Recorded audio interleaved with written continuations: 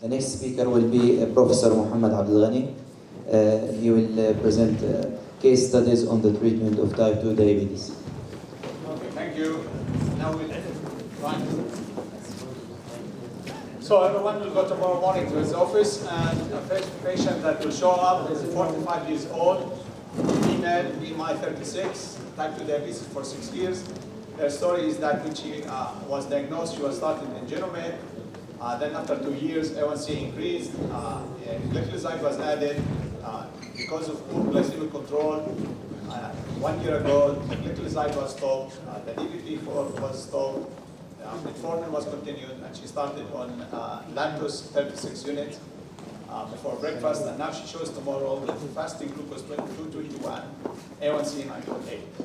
So what do? You intensify glargine, you switch glargine to Novomix because glargine is not working, you add glargine and metformin 5-glitazone, or you restore DPP-4 and glycoside that should not have been stopped. Which one you pick?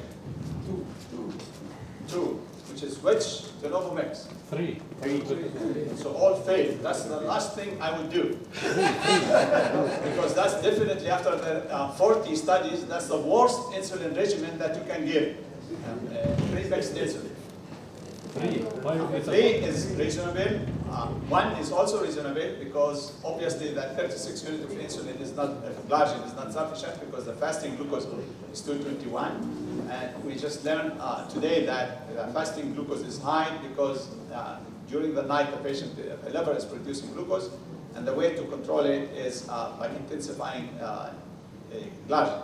So definitely 2 and 4 are wrong, absolutely wrong. 1 is reasonable, I would say 3 is also reasonable.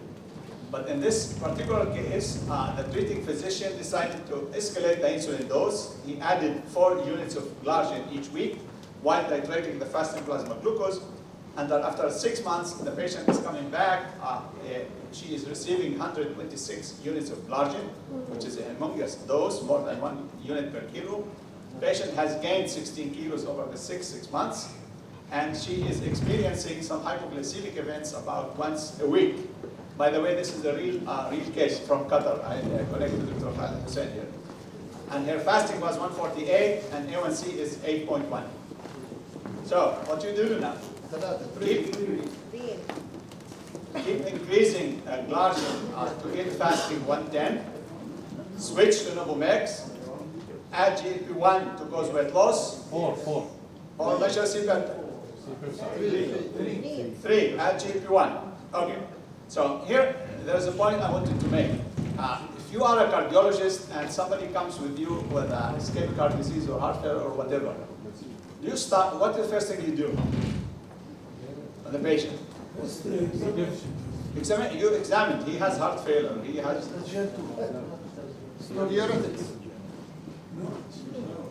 See, when I was in medical school, this is how the teacher, I remember, I was presenting a case, what to do, with everyone was start throwing drugs. He says, if you do that in exam, that's the guaranteed way to fail the exam. If a patient with cardiac disease comes to you, the first thing you have to do echo to see what kind of heart you have, what kind of heart you are treating. Now, when we are treating diabetes, what are we treating? Should I return to our proposal just a minute ago said? We are treating the beta cell. So when you are treating the beta cell, you definitely want to know what kind of beta cell you are treating.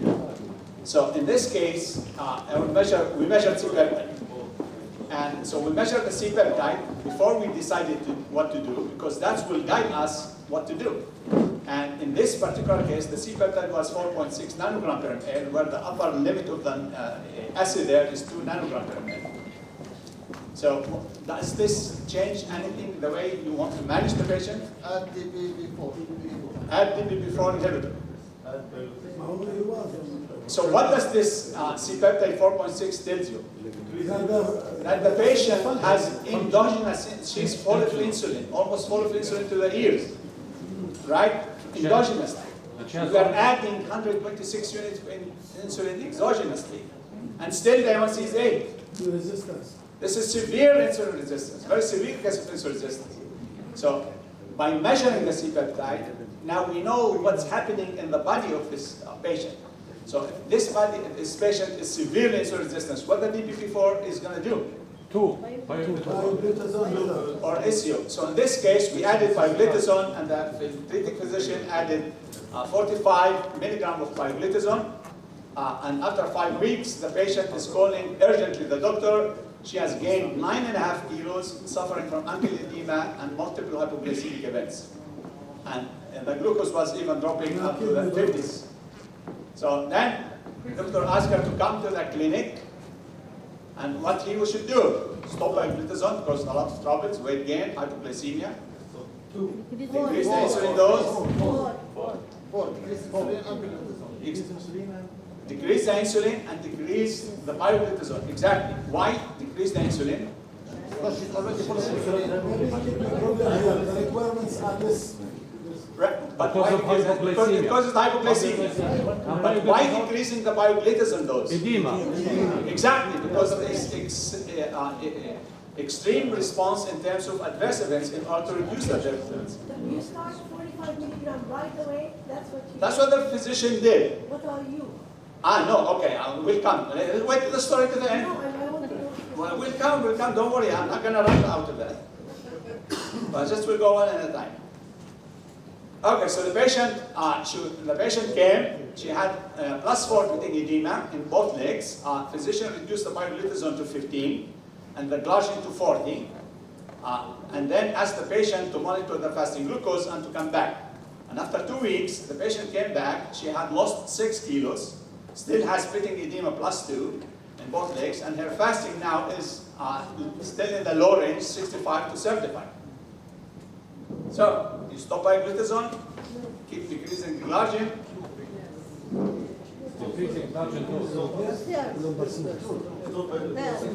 Stop pioglitazone. What will happen if you stop pioglitazone? You go exactly where you started. Keep decreasing glargine. Yes.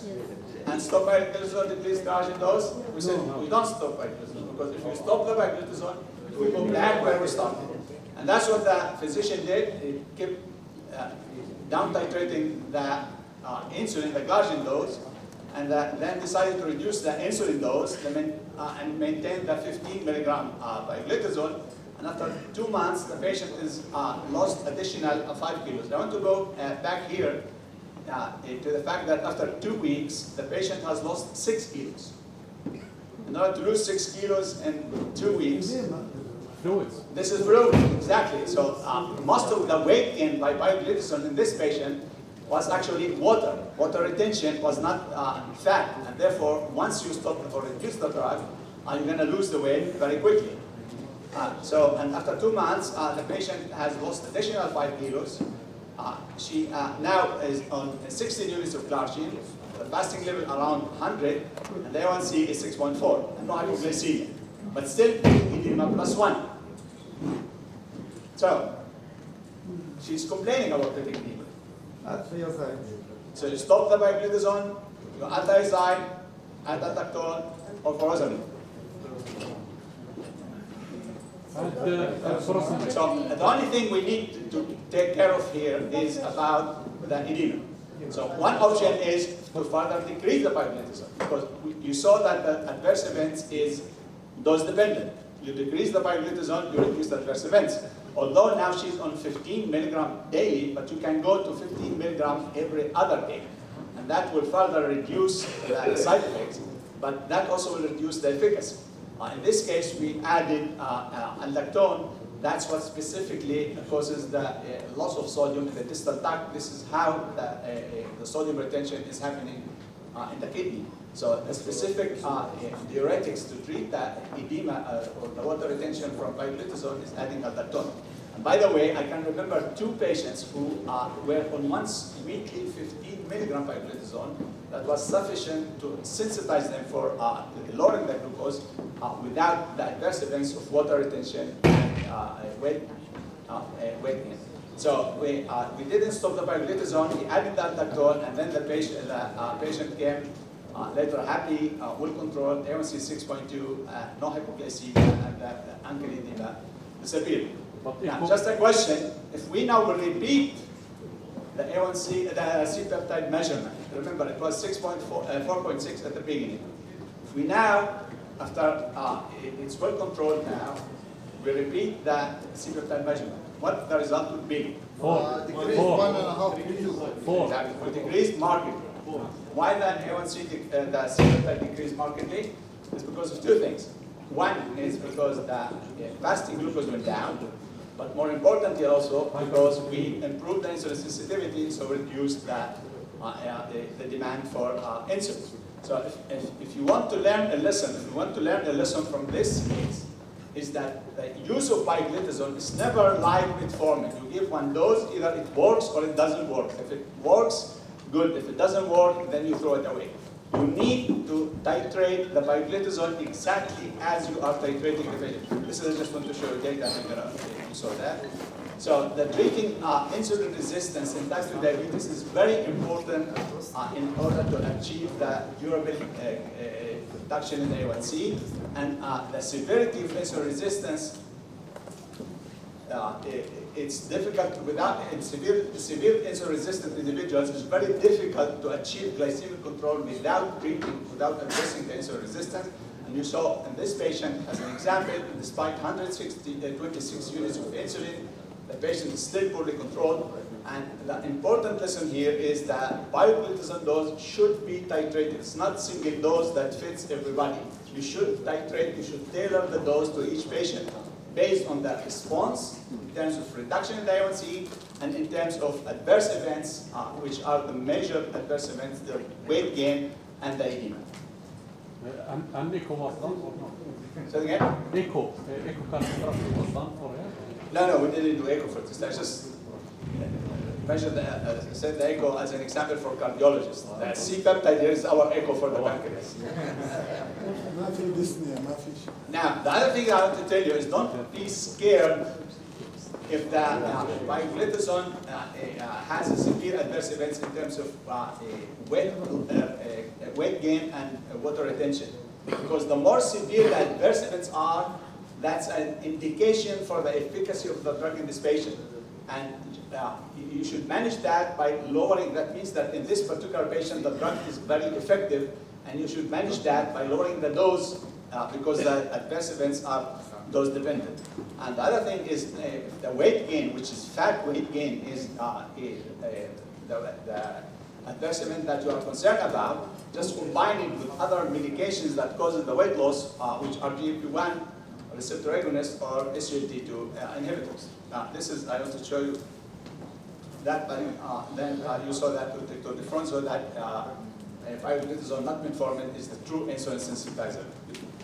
This is with people before and after metformin. When you prevented the weight loss with metformin, insulin sensitivity measure to the claim is exactly the same before and after. Metformin doesn't improve insulin sensitivity. Okay. Second patient, 65 years old, male, 36 kilos, BMI 27.3, hypertension treated with ACE and amlodipine, has a mild CVA 2 years ago. Blood pressure is well controlled, LDL cholesterol is okay. In routine labs, he has fasting glucose 192 and A1C is 8.7. So what would you start him? So then the neurologist is calling you and telling you he's diabetic. So what would you suggest to start this patient on? Metformin plus lifestyle intervention. That's what the recommendation is to onset diabetes. Start him on pioglitazone. Pioglitazone plus metformin. We'll measure CPEP. 4. 3. 3. Okay. 4. I won't object to that because in my doing practice on IC patients, I like to see the C-peptide for every patient, diabetic patients that I'm treating. By the way, I like also to do not the fasting, but also stimulate. Ask the patients to come fasted with his breakfast, take in a glucose C-peptide in the fasting state, ask him to eat the breakfast, and then take it 2 hours after. That's not an objection, but if you want to treat just without eating, without doing the C-peptide, why 3? The recommendation, the guidelines are 1. But GLP-1 is better for him, or HCP, or sodium glucose. The guidelines tell you this is not said that.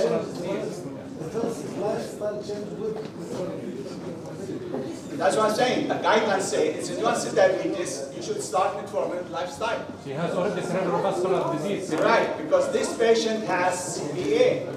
And we already saw yesterday the IRIS study, people with CBA, there's a 24% reduction in 3-point MACE.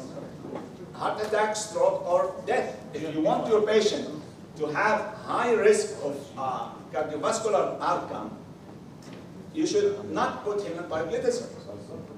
So if you can start on him on pioglitazone, but if and 3 also is another option. You can start in combination of metformin plus pioglitazone. Probably because everyone's starting A1C is 8.7. I would start him on combination because it's more likely to bring the A1C into target.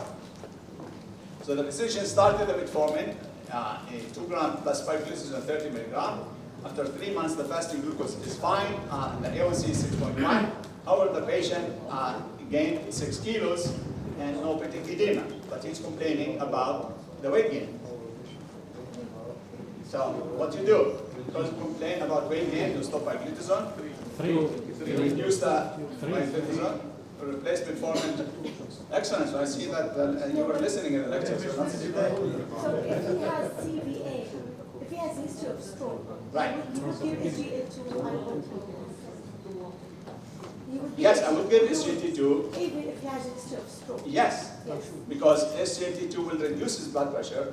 Although the benefit on the reduction of stroke was not as big as in the heart, but definitely in the EMPA-REG, yes, I know in the EMPA-REG there was about non-significant increase, but that was not reproduced in the other 3 studies, in the DECLARE, in the CANVAS, and in the Credence. The other thing is what they did in the EMPA-REG, they took people also after 90 days from discontinuing the drug. And when they did the analysis, just by the time they could discontinue the drug, this is where the excess incidence of stroke happened. 3 months after they discontinued the drug. Could be coincidence. It could be rebound for the blood pressure because of stopping the drug. Could be just by chance. But that's what they did. But the fact is that in the other 3 studies, large studies with the other SGLT2, there was no insignificant increase. Although the benefit, and that is surprising, and I'm always asking, because when you reduce blood pressure from all blood pressure studies, the first thing you get greater reduction in stroke. But despite these drugs lower the blood pressure, they don't get the benefit expected from lowering the stroke as much as they're improving the cardiac outcome. Why is that? Nobody knows, but at least it's not detrimental or it's not harmful to add it to a patient who has stroke or with a history of stroke. Okay. So this is what Dr. DeFranco told you yesterday from the proactive study, is that the weight gain with pioglitazone should not scare you, because this is the risk of death. In the proactive study, the hazard ratio on the y-axis and in the x-axis you see the BMI. The higher the BMI, the lower the hazard ratio to die. So when you treat with pioglitazone, the greater the weight gain, the less likely, the more protected against death. And this is in the also Kaplan-Meier plot. You see that the lower the BMI, the lower the gain made with pioglitazone, the higher risk of death, and the higher the BMI, the lower risk of death. So in weight gain per se, with pioglitazone shouldn't scare you. You can manage it by changing the dose of the drug, or if it's weight gain, fat weight gain, not fluid retention, you can combine it with medications that cause weight loss. Okay, so that's what I just told you. Okay, third patient, 52 years old, male, BMI 31.4, hypertension, ischemic heart disease, has type 2 diabetes for 2 years, which started following an acute MI. He receives ACE, statin, aspirin, metformin, glargine 58 units. Every morning, blood pressure is 142/87, LDL cholesterol 92, A1C 7.8, eGFR 76, and he has macroalbuminuria. What do you think the target for treatment for this patient? Where the A1C should be? 4. 4. 3, 1. Or he has MI, So everybody. MI hypertension. Okay. Renal So the guideline says that there should be 7 or below, right? 2 to 4, or should be between 7 and 8. 4. He has a lot. That's excellent because oftentimes, because this guy has ischemic heart disease, he's after MI, this is how his diabetes started. And oftentimes, physicians scared when you have ischemic heart disease that they think that the A1C should be loose.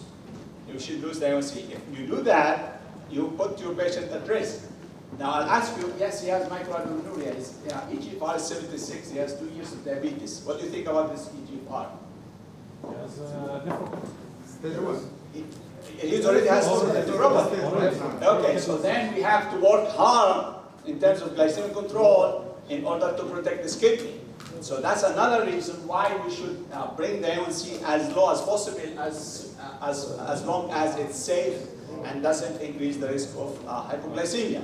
That's the point, and that's after the ACCORD study, people start to shake a little bit from lowering the A1C, but the fact is people are misinterpreting the ACCORD study because the mortality was higher in the intensive arm, and then people start to be scared. But when we analyze the data, you look at the intensive arm, this is the A1C and this is the risk of death, you can see that the higher the A1C, the greater the risk of death. So it's not the intensive treatment that increased the mortality, but something else. What is this something else?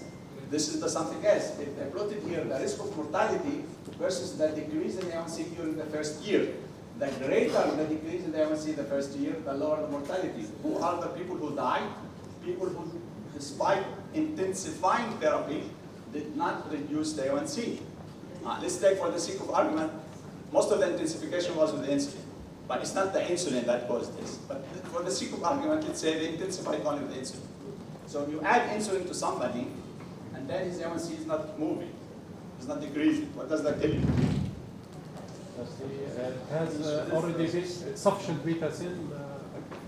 Beta cell has nothing to do with this. You add insulin. Insulin is supposed to lower the glucose regardless what your beta cell is doing.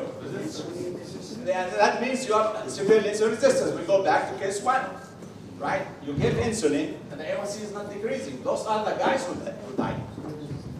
So from this, it tells me that the guys that they had the highest mortality in the ACCORD, in the intensive arm, those people who were insulin resistant, and despite intensifying the therapy, they did not lower the A1C.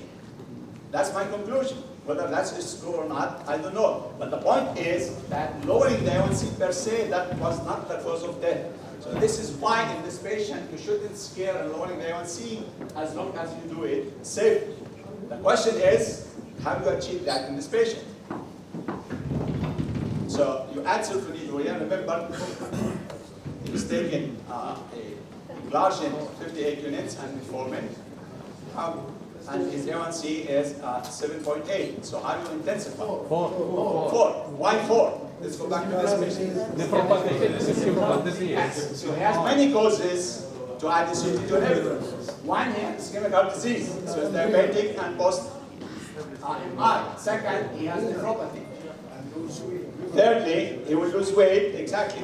And the last thing is his blood pressure, although he has a treatment of the blood pressure, but his blood pressure is 142/87, so it's going to lower also further his blood pressure. So empagliflozin 25 milligram was added to metformin and insulin in this patient, and his fasting glucose after 2 weeks is shown here. His A1C is 7.3. So this is his fasting glucose, sometimes low, sometimes high. What's happening here?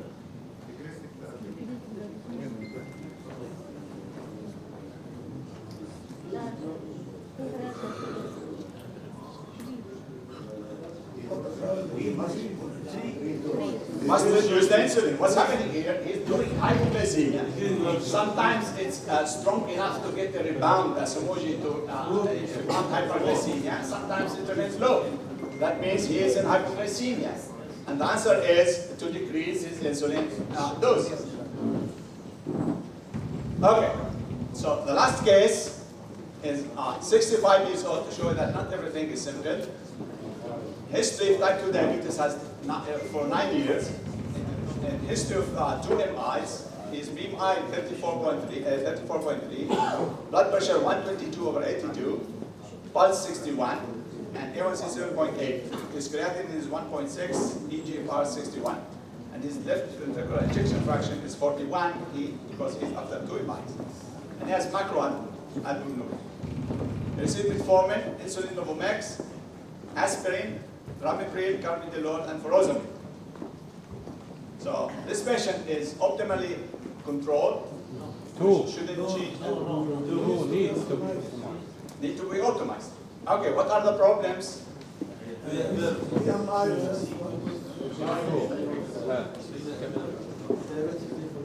Okay, so first of all, this patient has ischemic heart disease and heart failure, right? Nephropathy. And he has nephropathy. He can benefit from the SGLT2, but is it, let's say if we add the SGLT2 to this patient. We can, of course. What's the problem? We must decrease the ramipril dose.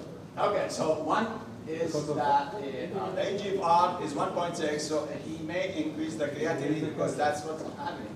Second major problem is blood pressure is 152. If we want to decrease, to give SGLT2 who's going to lower the blood pressure, that might cause a problem in terms of tolerance to the blood pressure. So therefore, we need to adjust the other medications. So the lowering the blood pressure is a problem.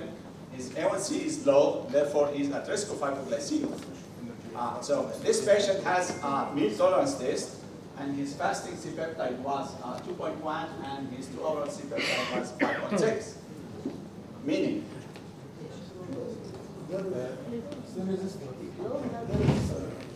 No, what does it mean that his fasting is 2.1 and his 2 hours 5.6?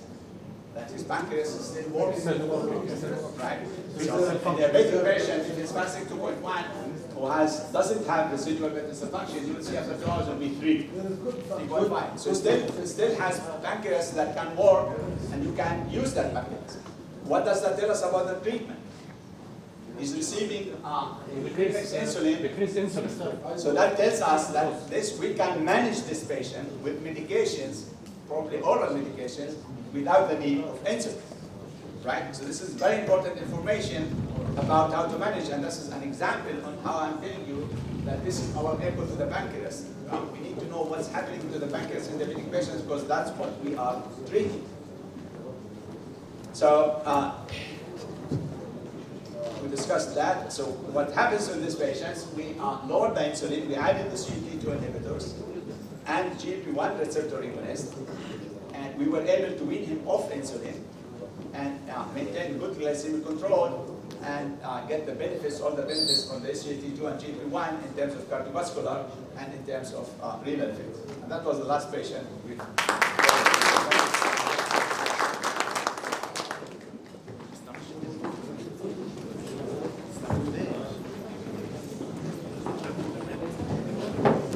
Thank you, Dr. Abdul.